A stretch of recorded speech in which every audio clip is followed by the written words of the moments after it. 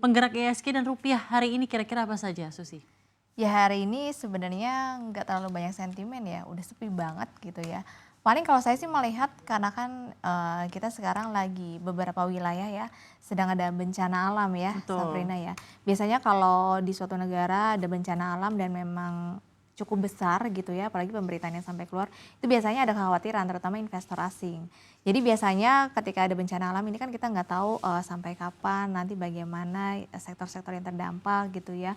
Apalagi kalau di wilayah-wilayah tersebut adalah wilayah-wilayah yang memang dekat pertambangan yang memang kontribusinya terbesar untuk, kita gitu ya secara pendapatan. Jadi menurut saya sih sebagian investor mulai menarik diri, mulai wait and see dulu gitu. Apalagi memang pekan ini juga sepi sentimen sih. Jadi menurut saya nggak ada sentimen yang menjadi booster buat ISG, akhirnya ya setelah mencetak all time high ya harus koreksi dulu. Tapi menurut saya masih cukup koreksi wajar ya. Karena harusnya bulan depan kita udah di bulan Desember, harusnya kita bisa menyambut window dressing. Karena apa, Safrina? Karena di bulan Desember itu banyak sekali program-program pemerintah untuk mendorong daya beli, mulai dari ada diskon tarif tol, kemudian ada bansos yang akan diperbanyak di bulan Desember, belum lagi ada mudik gratis dan juga likuiditas perbankan itu kan kemarin 200 triliun. Nah nanti mau ditambahkan nih, jadi 76 triliun ditambah lagi masing-masing 25 triliun untuk Bank BRI, Bank Mandiri, Bank BNI, dan 1 triliun untuk Bank DKI. Dengan harapan di mana kontribusi perbankan bisa semakin besar dengan likuiditas yang udah banjir. Jadi masyarakat yang mau ngajuin kredit untuk ekspansi bisnis, untuk transaksi atau konsumsi itu bisa lebih mudah. Jadi ya GDP kita bisa naik lagi. Tapi berarti Desember Anda optimis akan terjadi window dressing ya dan juga Santa Claus Rally. Tidak Menurut seperti sih, tahun lalu begitu ya. kalau saya sih masih optimis ya, karena teman-teman tahu nggak di sepanjang tahun ini ya ISG itu udah naik lebih dari 20% loh. Itu 10 tahun tertinggi. Kalau kita berkaca mungkin sekitar tahun 2014, 2015 sekitar segituan juga.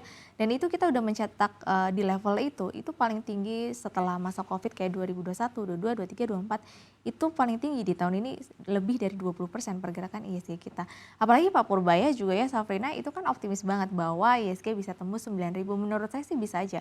Karena kalau kita lihat di mana kemarin proyeksi dari Bank Indonesia juga bahwa pertumbuhan ekonomi dari Menteri Keuangan juga pertumbuhan ekonomi di kuartal 4 ya setidaknya bisa menyentuh level 5,4%, 5,6% yang memang kontribusinya dari rumah tangga dan juga investasi. Karena investasi kita tuh lagi gencar-gencarnya loh. Oke, baik. Sentimen pasar pekan depan yang kira-kira patut diperhatikan apa?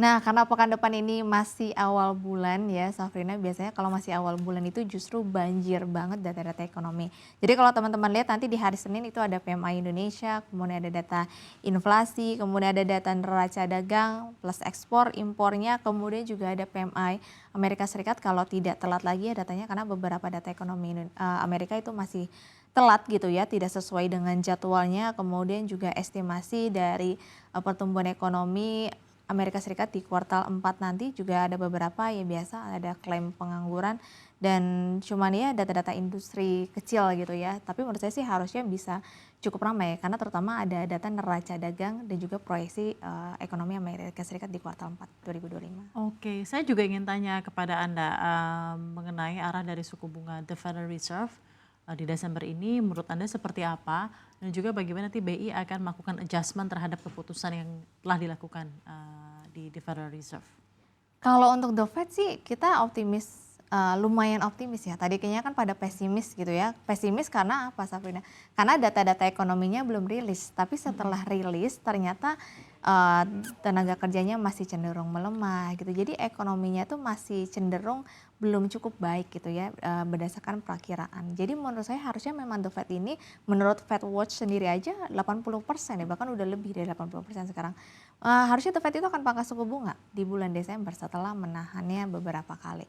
Jadi kalau misalkan The Fed nanti nahan suku bunga, memangkas suku bunga, semoga aja Bank Indonesia juga bisa ikut memangkas suku bunga tapi dengan catatan rupiahnya udah tembus 16.500 nih. Hari ini kan rupiah 16.625 ya. Betul. Semoga aja bisa tembus 16.500-an sebelum Bank Indonesia istilahnya udah mau RDG lagi gitu. Jadi kan lebih enteng gitu, lebih enak juga kalau mau cut Betul. rate. Jadi ada program-program pemerintah yang baru jalan di Desember, likuiditas banking banjir lagi ditambah BI cut rate, ya itulah nanti akan menjadi landasan harusnya ada window dressing di bulan Desember.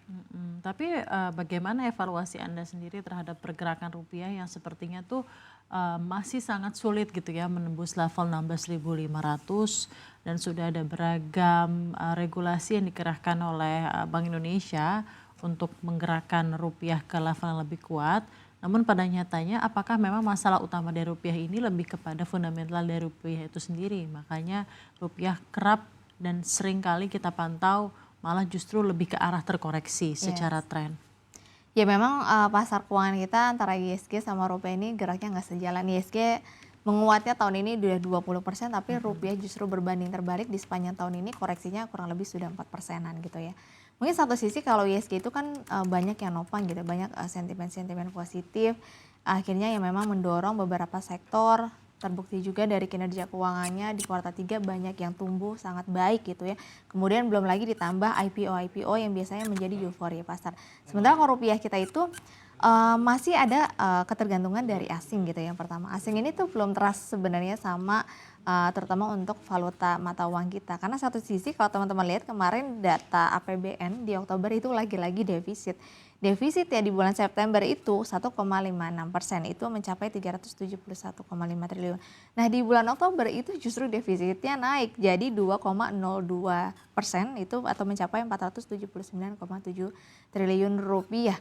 Jadi kan di sini masih ada pertanyaan, oke ekonominya tumbuh di atas 5%, tapi kok APBN lo tuh masih defisit gitu. Ini kenapa bebannya? Berarti PR pemerintah untuk meningkatkan lagi pendapatan terutama di luar pajak ya. Salah satunya adalah dengan banjirnya likuiditas, banyaknya orang yang belanja, konsumsi rumah tangganya bisa naik gitu. Baik.